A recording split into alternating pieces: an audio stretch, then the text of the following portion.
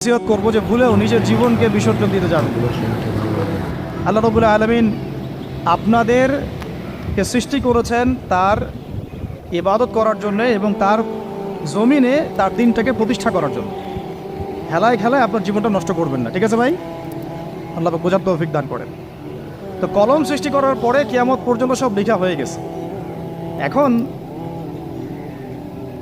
আমাদের এই পৃথিবীতে তো মানুষ ছিল না, ছিল? এদিকে মনোযোগ দেন। এই পৃথিবীতে কি আগে মানুষ ছিল?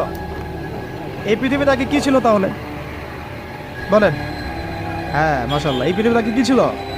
এখন ওরা নাই। সবার সাথেই কিন্তু একটা করে আছে।